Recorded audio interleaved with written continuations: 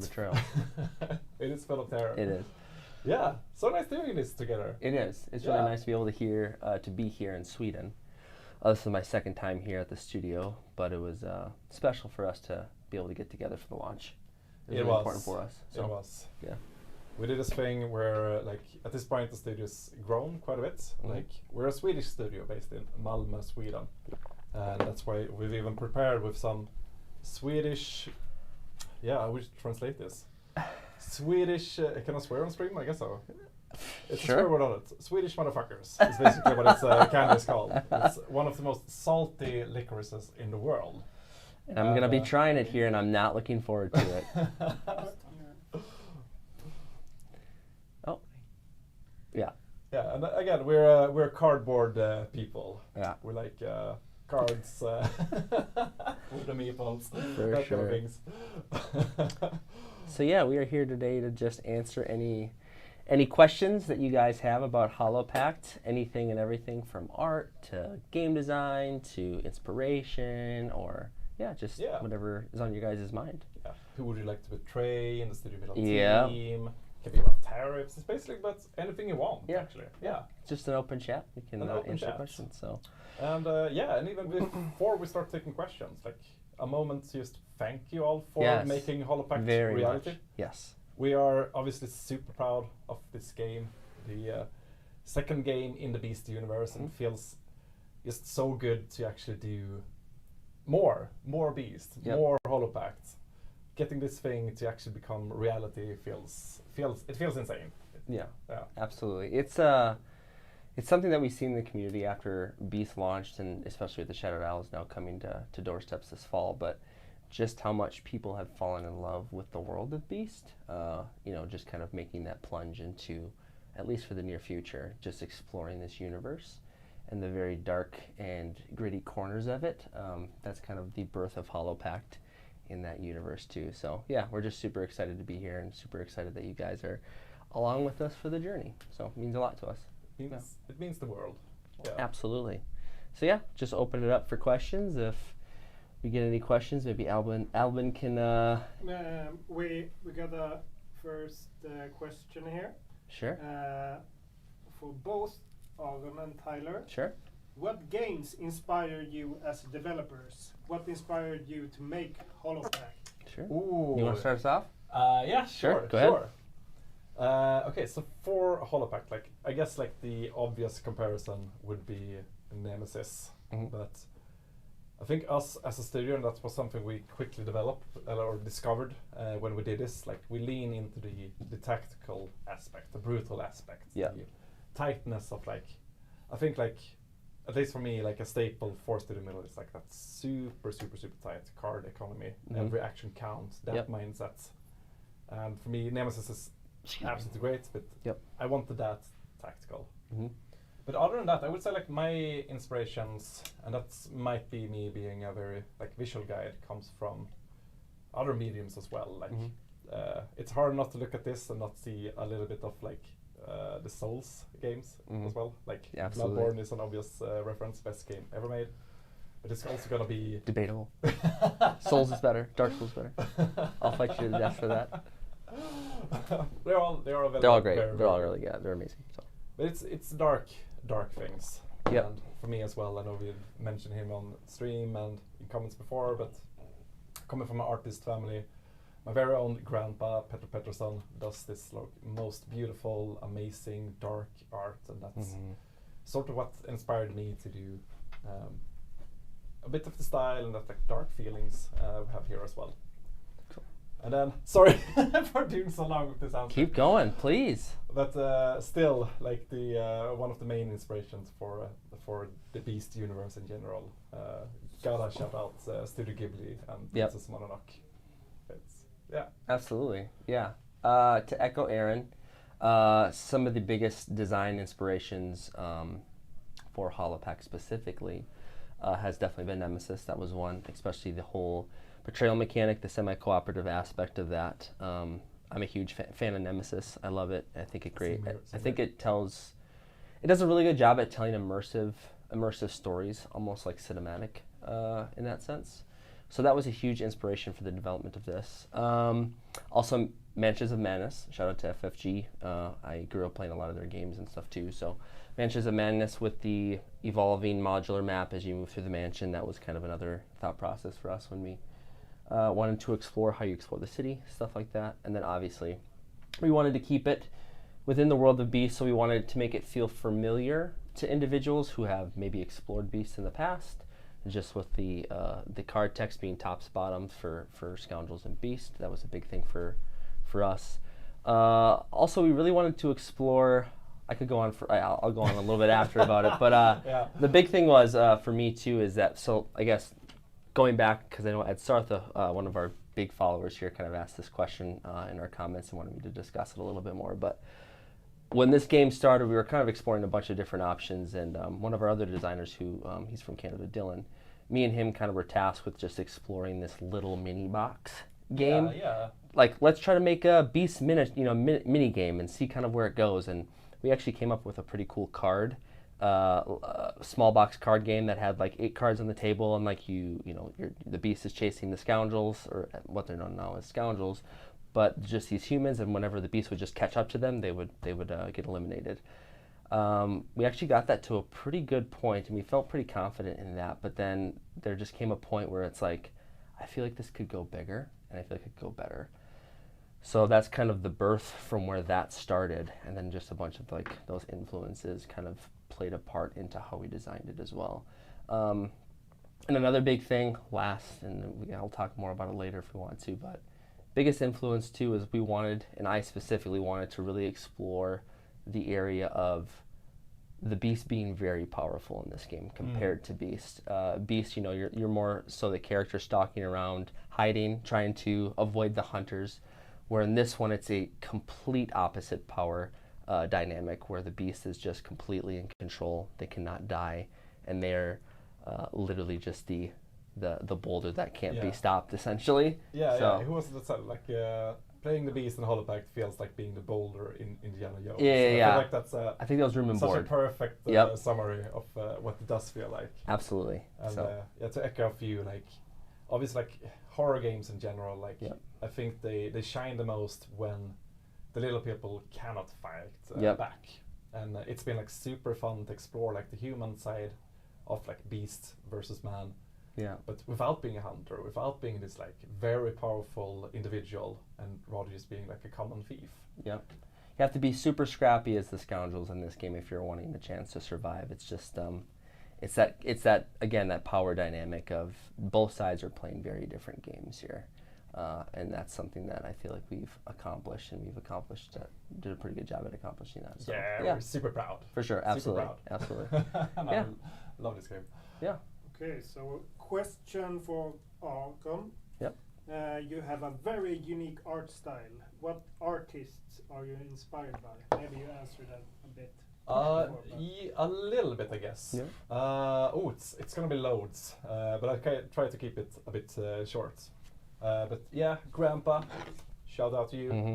If you're there in the stream. I don't think you are, but still, yeah.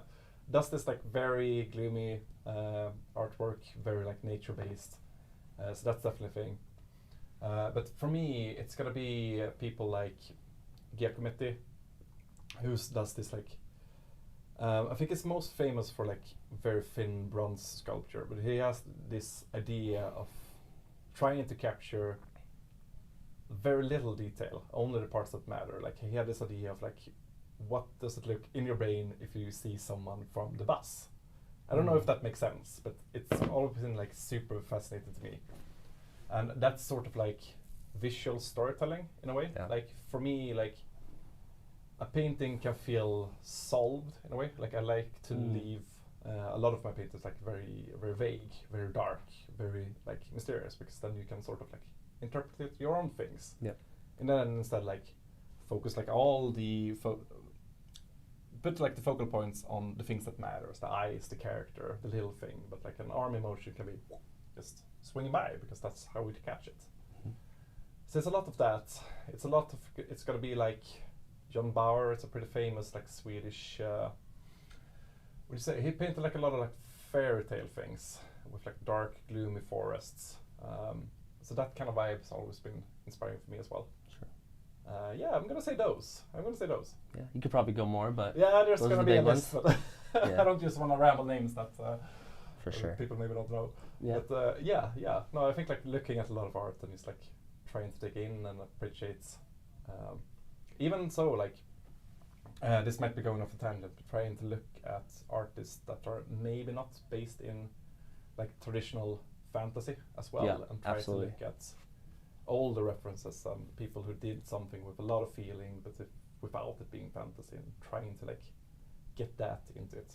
Yeah. And like it's also kind of like exploring like your own type of fantasy that you're like molding two things together because you're not wanting to be within that generic fantasy almost, but you're wanting to bring your own thing into that fantasy world. And yeah, for sure. I want to say I have probably have like the best job in the world in that regard, that I both get to see sit on like the side that creates the world and the games, and then actually how they look, and that's I think that's I'm a bit like spoiled in that regard, that I can do like my own thing and my own style without having to like Be like sit inside a box. Yeah, for sure. Like no, I want bigger shoulder blades. I want it to look like World of Warcraft and something like that. Isn't really my vibe. I want it dark, gritty, and mysterious. For sure. Okay, so we have questions in the Kickstarter comments as well. Mm-hmm. Oh yeah. Yep, I have some here. But before you finding that, we have another in the meantime. Sure. How many Scoundrels and Beasts do you plan on releasing in total? Ooh. Well, Can we answer that? I mean, I think what we can answer as of now is what is relevant and what is on the Kickstarter page and what's coming. We're actually this next vote is on the Scoundrel, so that is going to be exciting. It already seems like it's pretty tied in the comments for which one it's going to be, but if we just want to go based off of what we already is established, we're going to have in the core game, it's going to be 4, and then it's going to be an additional with the community. Yeah. And then Beast is going to be 3 in the core box, and then with the community expansions, an additional one, which we actually just revealed today. So I'm assuming you guys had probably saw it in the update. Ooh, Legion of the Undercity. Yeah, just very close. Hit one by one because we had to take a vote in the studio to break the tie. Yeah, that was like I'm super happy about that the community engagement. We were like counting all the comments, and it ended up being like exactly 50 votes for both sides. So it's like, how do we solve this? So we took a vote this morning. Yep. Had some morning breakfast. Did a little coffee cheer for the campaign, and then we did our own little votes and added up on top. Yep. And luckily, some people were out of the office today because we had an odd number in our voting. And I was thinking if we probably haven't had an even number, it would probably just be a tie again. So it was good to have an additional odd number there. So I have 7 people. It was 4 for Legion of the Undercity and 3 for the Brass Prince. Yep. So it's it's very nice to see. For sure. So we have I want to combine 2 questions here. Sure. And first, after I said the question, can you repeat it, because I don't have a microphone? So everyone hears. Sure. So this is actually from your wife, Tyler. Oh, awesome! Marcy's showing up. Yeah. Sweet.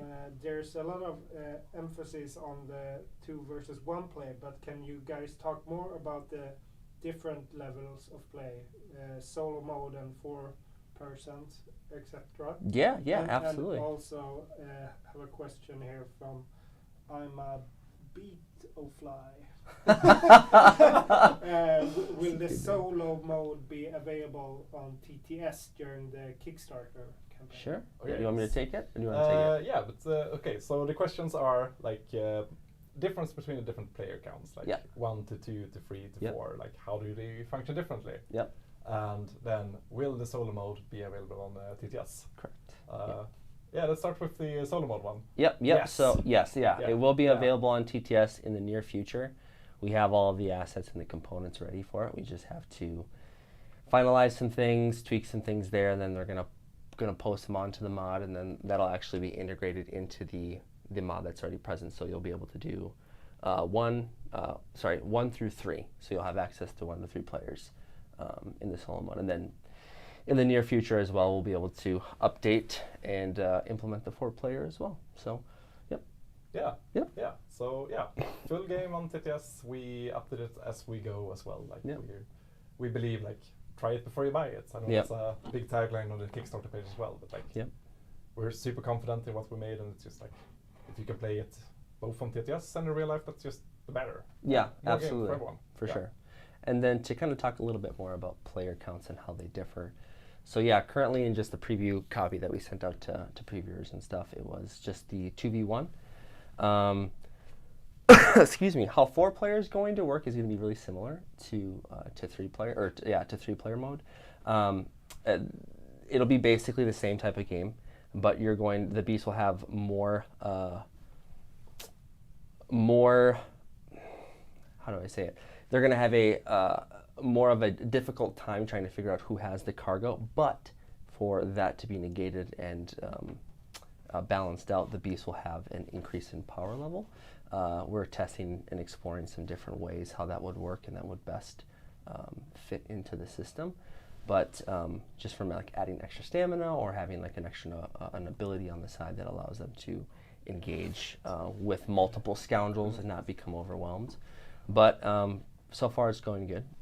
We're excited to show more on that. And then for straight up 2 players and solo, for solo you'll be able to, currently how it's working in the system is that you will have 2 scoundrels as a solo player if you wanted to do this, and you can pilot both of those scoundrels against the automated beast, which is called our Oracle. Raphael, another person that works here at the studio, he's actually from Spain, but he has been developing our solo mode for us, and it's actually quite impressive what he's done. It seems to just perfectly work seamlessly with the system that we already had in place when we were designing it for just the 3-player mode. So essentially it has an AI automated deck that you pull from, and it is a smart deck that adjusts to what the scoundrels are doing on the board, who has the most damage, who has the most stress, and it kind of picks its targets based off of that. But then it also has a separate deck as well, excuse me, that dictates where it's placing its rituals within every round. So it's also smartly placing its ritual based off how the scoundrels are placing their rituals or placing their spirits on rituals as well. And then 2 players, kind of a similar experience. It's like a mixture between, I would say, solo mode and then also 3 and 4-player mode, to where you could approach it where we want to go into this against the automated beast and play it completely cooperatively. We just announced today as well that there will be a cooperative pact within the Hollow Pact game as well. So you could play with your scoundrel friend completely cooperatively against the automated beast, or you can still play it against, you can still play like the Knives in the Dark, the very standard way to play Hollow Pact, where you are going against this automated beast, and you are still trying to duke it out between each other and have one person win at the end and somebody get like the bitter survivor or die, or everybody just dies, because sometimes that can happen as well. So yeah. It's a brutal game. Yeah. I'm not sure if that was over explaining it too much, but that's generally how the 1 to 4 player counts will work at various levels. So yeah. So it's features all different levels. Yep. 2-player mode, especially good for like married couples have something to duke out between them. Unfinished arguments. Or be nice together. Or be nice together. Yep. Yeah. It depends on where you're at, I'm sure. Right. Yeah. Be a little careful if you're on the ropes a little bit, but for sure. Yeah. Okay. Yeah. So we have Never Say Die from that's the campaign comments. Yeah. That says hi, and also have a question. Do you currently have plans for more expansion on Hollow Pact or Beast after the current campaign fulfilled? Okay, so to answer it, I'm sorry. So the question is from, what do you say? Never Say Die. Yeah. That's a very fitting name for Hollow Pact. Yeah, it is. Never Say Die. And the question is, do you have more plans for expansions for Hollow Pact and for Beast? And to keep it a little bit vague, don't want to give away too much. Like, we obviously love this universe and want to keep pushing it as much as we can. And the design space for Beast is far from finished. It feels like we could do so many more things, so many new characters, maps, all that kind of things. But I won't say anything definite. Yeah, I think I did though. We don't want to spoil too much. Don't want to spoil too much. Spoiling everything. I guess also to say too, there is yes, to echo Aron a little bit. There's a lot of unexplored territory that we could definitely look into. So it's exciting just how much we can really, pull out of the universe. Sounds hype. Yeah, sounds cool. Sounds very cool. Sounds very cool. In our current system, in our current Hollow Pact, it will always just be one beast versus the scoundrels. But if it gets popular enough, there's people demanding something like that. Maybe we could work something out in the future for maybe an expansion or Yeah. I don't ever like to say no to anything. I always like to keep an open mind, and 100%. people want it. If our community wants that, so yeah, and we are strong believers in what the community wants. Absolutely. We listen. Yep. I believe that the reason Beast got to be as good as it is, it's largely because of you as well. Yeah. 100%. The original Kickstarter became all kinds of cool ideas of things to do, and it's sounds awesome. So It was such a wonderful success story because of that too. Just how much the community just saw and was in awe of the world that you guys created back in the day, and I think it definitely shows. So. Oh yeah, but let us know what you want, please. and we'll do our best. Yeah. To make it happen. Yeah. Yeah. We have a really interesting question Sure. here. It's from Lucas Valdes Cappuccino. Congrats on the fulfilled campaign. Woo! Thank you. How balanced is the ability to give dark pacts to everyone? Can 2 dark pacts be fulfilled in a single round, a game, I guess? Interesting. Okay, so what did you say the name was? From the commenter? Yeah. Lucas. Yeah. Yeah. Have we seen this a lot? We actually haven't really seen it play out too much. I'll be honest, I don't think I've ever actually seen both scoundrels being cursed with the Dark Pact at once. Technically, so theoretically, if that were to happen, each other could try to dispel their dark curse before the other, and then you can make that agreement all right, I'm gonna dispel yours, you're gonna dispel mine, and then we're just gonna keep playing cooperatively. Or you guys just try to duke it out and then see who gets to be the beast friend at the end and share the victory, I guess. But yeah, no, theoretically yes, you could be. Absolutely, yeah, as of now, you could be. Both scoundrels could be cursed with the Dark Pact. Haven't seen it yet, but no, it does sound like. I was picturing 2 scoundrels suddenly fighting over who gets to be the beast's best friend. And then the beast is just sitting there, just kind of twiddling his thumbs, waiting it out. Yeah. And they are called Dark Pacts for a reason. They involve doing some really mean things to your fellow scoundrels. Yeah. So. For sure. That's fun. That was a good question. That's a very good question. I love that question. Yeah. That's cool. Okay, so we have. Wait first.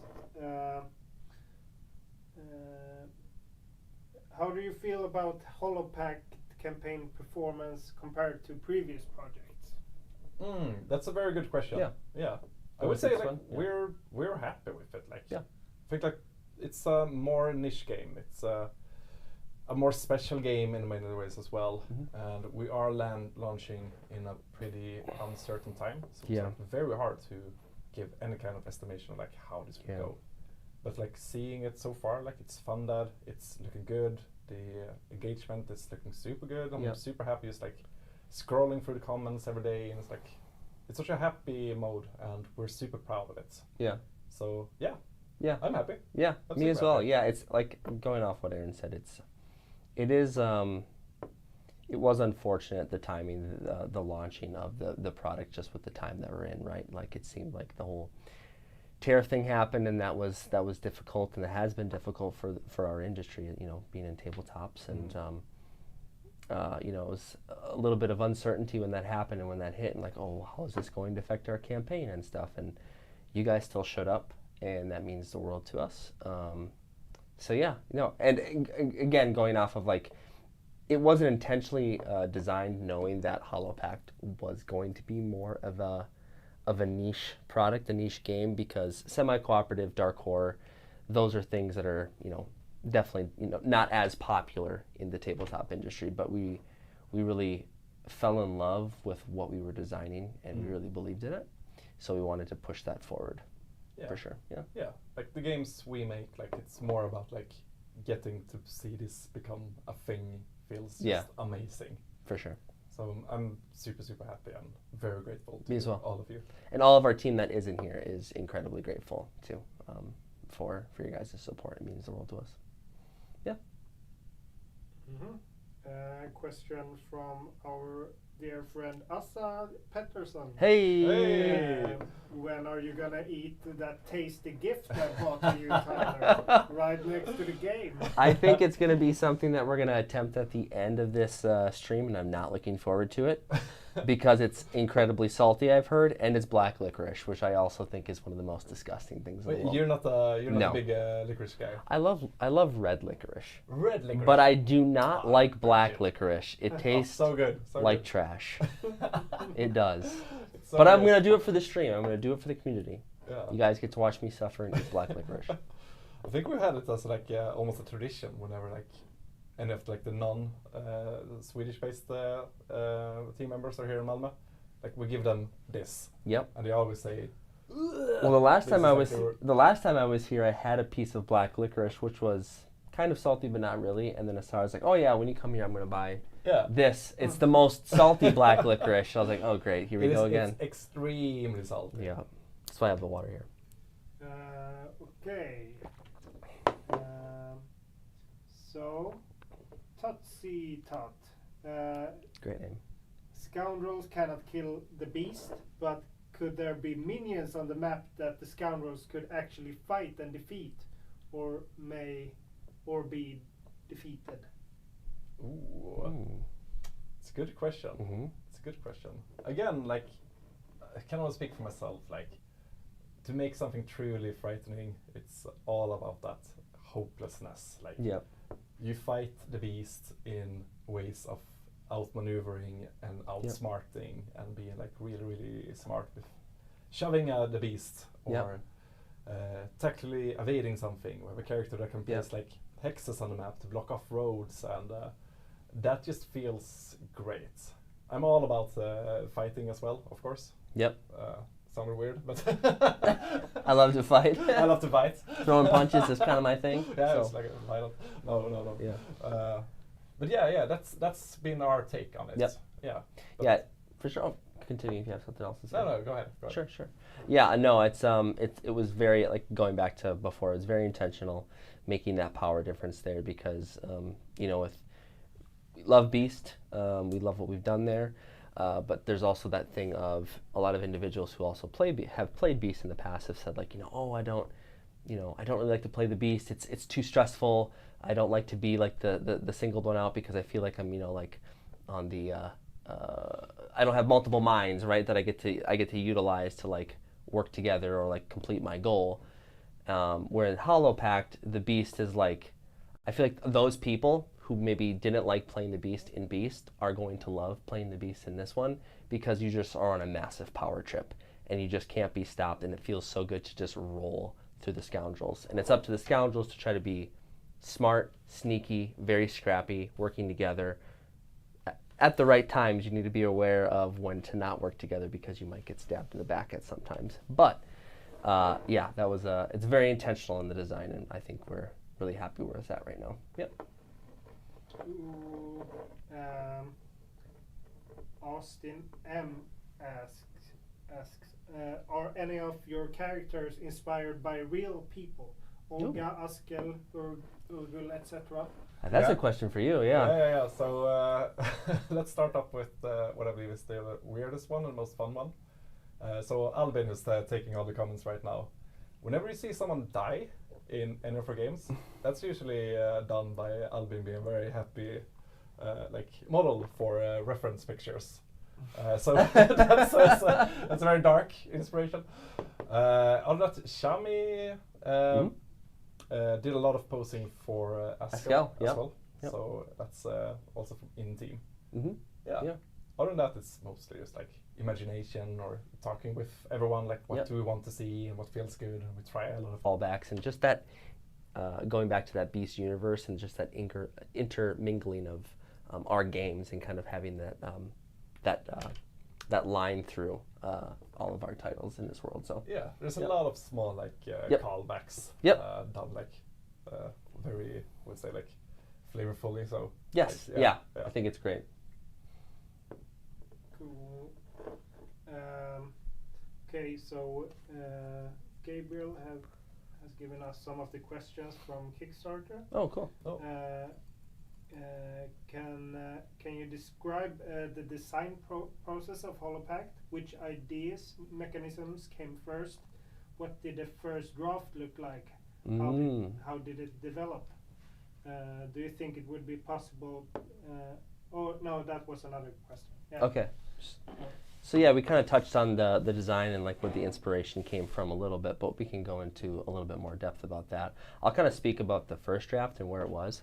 So where it used to be was, when it first started, was, again, this was meant to be kind of just like a little exploring the idea of like, could we make Beast miniature, like mini, right? So like it could be like a small box version of Beast, put in your pocket, travel with it, play wherever. And how that originally started was we kept the whole red and blue. And when you would go around the table, one person would still play the Beast, and it was the idea that, the other two people at the table would play Scoundrels, and you just have a little tiny meeple, and you essentially run around in a circle, flipping over terrain cards, and playing different like action cards to get you ahead, or blockades that you could place as the Scoundrels to stop the Beast, and then you had to get so far away from the Beast in order to essentially escape, and then you would win the game. And if you remember back in the like the very first draft, we had essentially how the cards work now, the deed cards. It's a common pool that you draw from both Beast and the Scoundrels. Before, at the very, very start, we had the same type of idea, and I think we explored drafting, and we came to find out that it's just, it doesn't really fit. It wasn't really fitting in that format. It also slowed the game down, and it wasn't as snappy as we wanted it to be. Like I think like after like so first thing we called it was like Mini Beast, and then it grew, and we just called it like Run. For quite a while as well. And like doing the drafting as well, it's like, no, I don't want the game to ever stop. Like you want the chase to keep on going. Like decrease the downtime as much as we can. So it became like one element that is like, no, this is not what feels just to like, I'm scared for my life. I'm running away from a big monster I cannot fight back against. Like, no, we should not have that kind of break. We should keep going. Exactly. And actually an idea that we were using for the deed cards back then, which actually I'm glad we did that, because I'd like to store it away for maybe a future game or other things. And who knows? I can't speak too much, but we actually had it where it was in 4 columns, and you used to, like, when you had to rest, our rest mechanic now, you would actually pick one of those 4 columns, and you would get to take those cards. So that was a whole other game in of itself, where you had to, when you discarded cards, you lined up those cards within a column. So then you could like place cards on top of cards so people couldn't take those, and like it was a whole strategy and like what pile you drew and when. I loved it. I thought it was super cool, but it slowed the game down way too much for what else was already going on. So I guess that kind of encompasses like the very, very fundamentals of what it looked like when it started.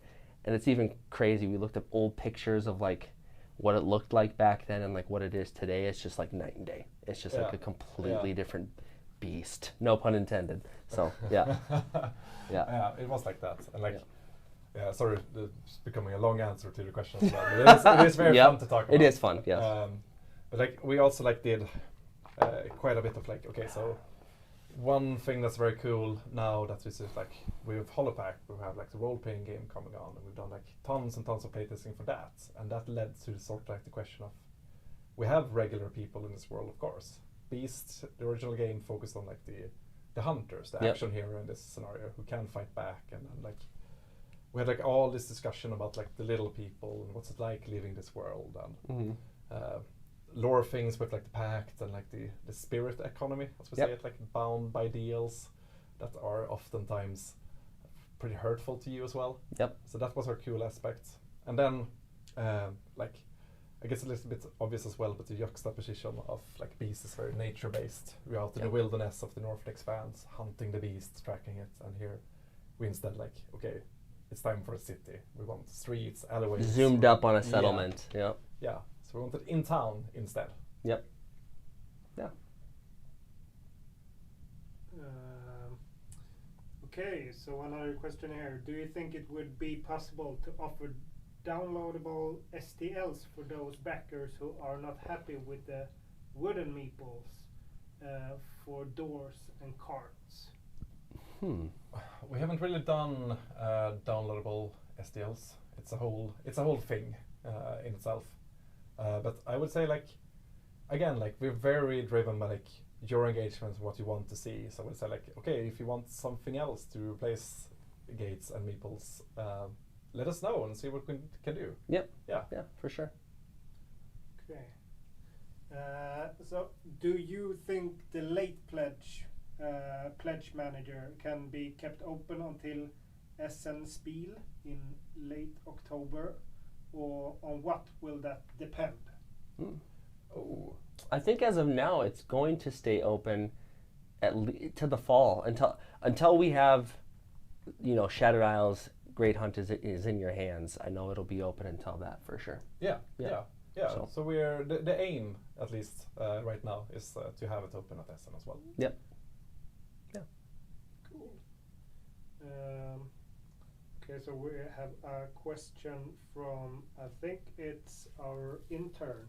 It's from Vexine, so I guess it's Francisco. Oh, sure, hi, yeah. Francisco. Hello. Which is a really interesting one. Which character from the Beast universe would fit best in Super Smash Bros? That's for sure. This is definitely a you question because I don't. Yeah, I'm terrible at Smash. I don't play Smash. Okay, so okay, who would fit best in Super Smash Bros? I feel like the easiest answer is Bolgan. Bolgan would be fun. Yeah, do Yeah. the tongue, Yeah. drag someone in. Oh, absolutely, and then throw him off throw him off the edge. Yeah. That would be super fun. I would also love to see Urgol, the big spider from Hollow Pact. That would be fun. It would be a very weird character, but it would be very fun to see. Yep. And then I gotta say, we have a character named Assar. Assar should be in Smash. He's the best. I mean, he should be. He's the best in the office, so he deserves a spot in Smash for sure. He does, yeah. He just wins every game, but we're just there to be his punching bag. So. Yeah. We compete for second place. Yep, yeah. exactly. I'm always the last place 6. So. Okay.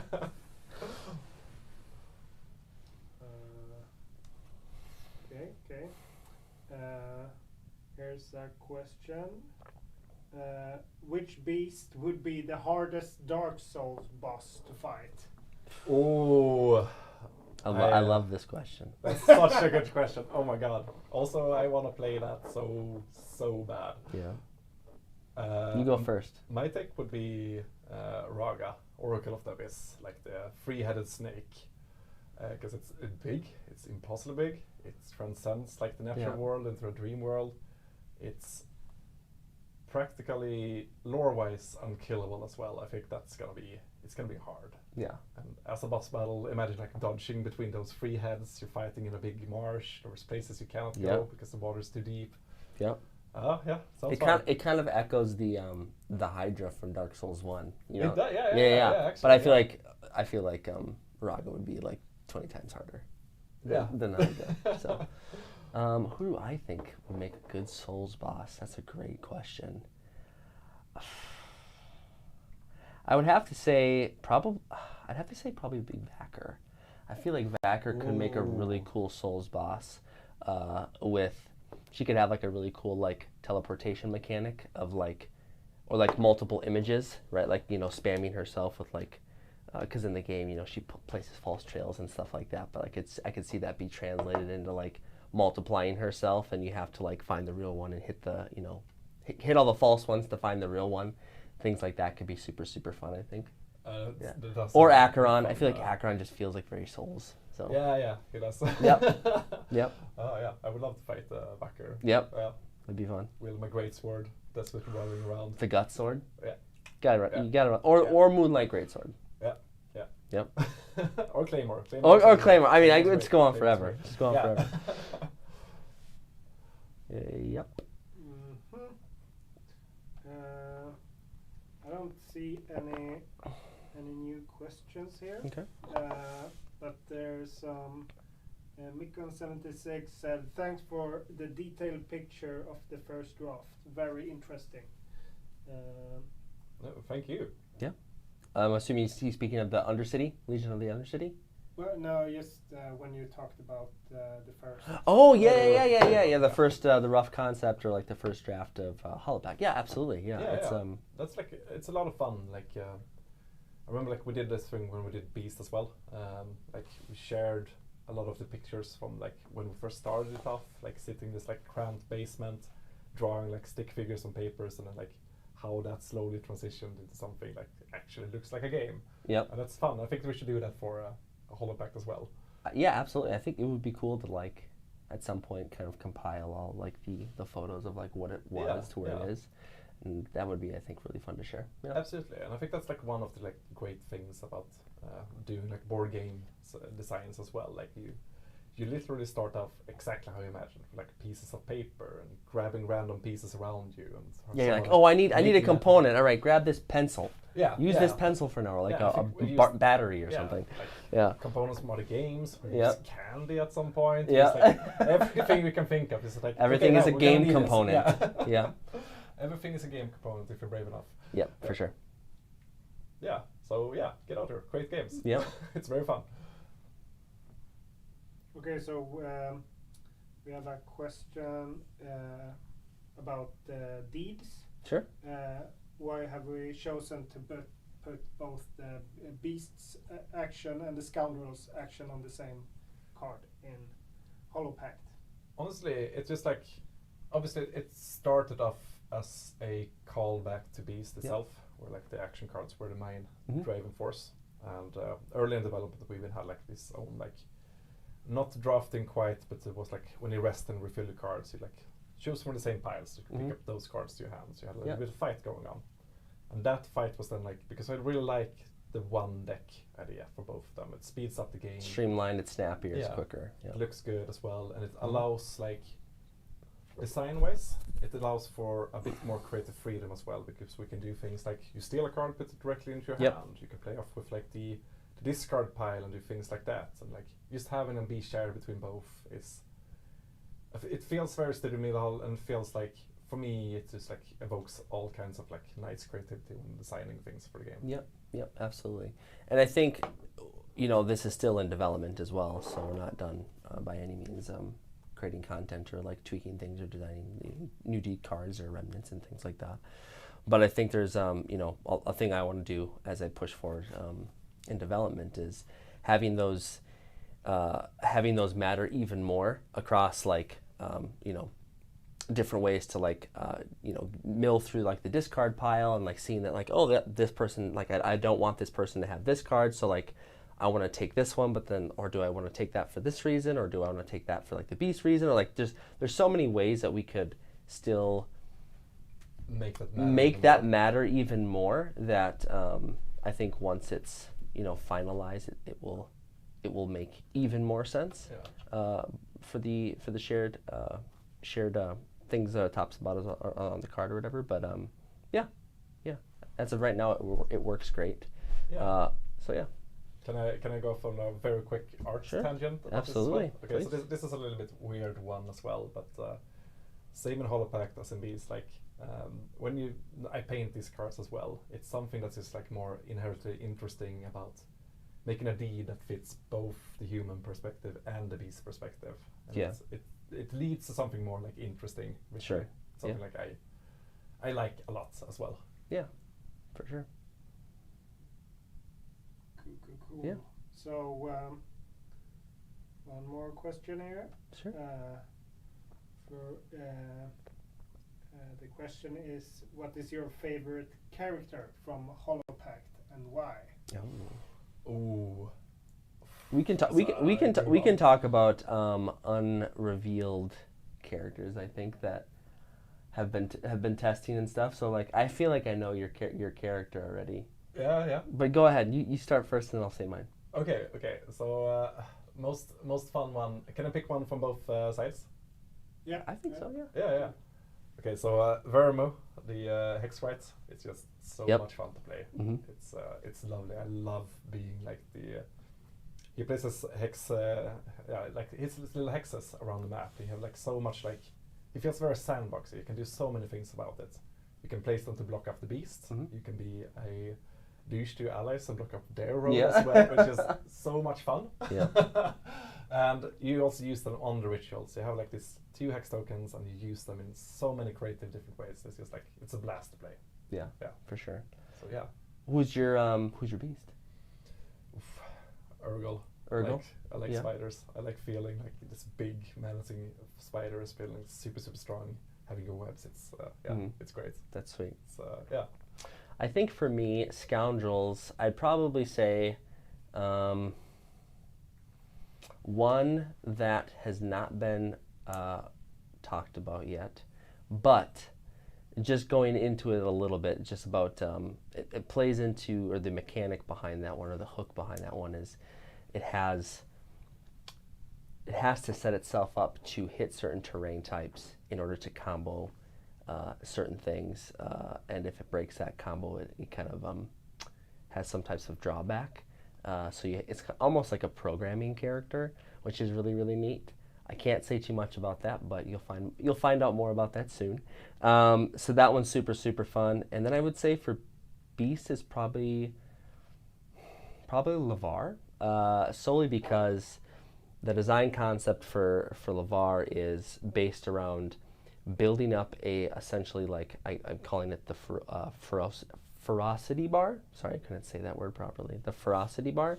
So essentially, she goes throughout the game eating people's spirits and destroying not only hers, but she can destroy the other players' spirit supply completely from the game. So over time, she can just completely eliminate people's spirits, so you can't even like utilize them much.